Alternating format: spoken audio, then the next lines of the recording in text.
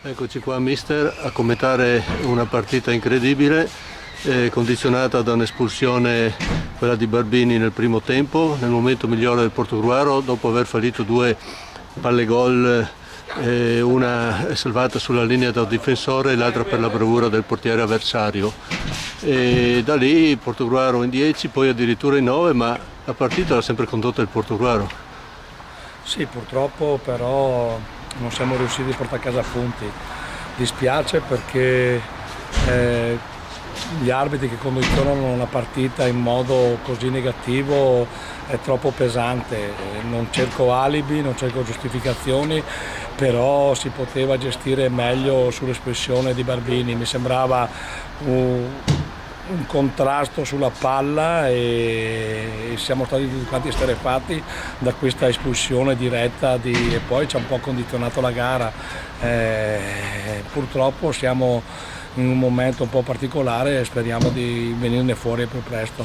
Sì, il secondo tempo che magari tanti pensavano che il Portogallo venisse travolto, abbiamo tenuto bene il campo, abbiamo addirittura sfiorato il pareggio, anche lì un'altra gran parata del portiere avversario, insomma proprio una partita sfortunata che non si meritava di perdere. Insomma.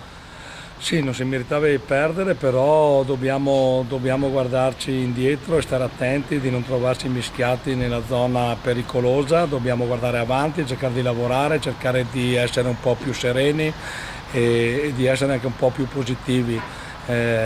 Dispiace tantissimo, sono il primo che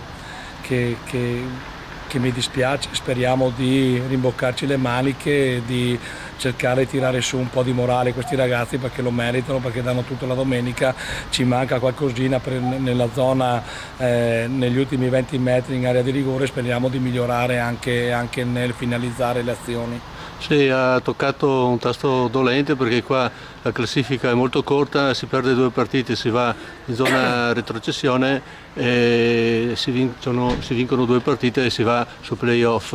Si dovrebbe stringere un po' i denti, arrivare a questa pausa di campionato e magari aggiustare qualcosa col mercato.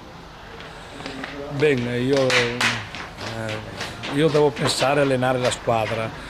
Devo cercare di far rendere al massimo i miei giocatori e per quanto riguarda il secondo discorso sono problemi della società, è la società che deve guardare un attimino se c'è la possibilità di cercare di migliorare questo organico.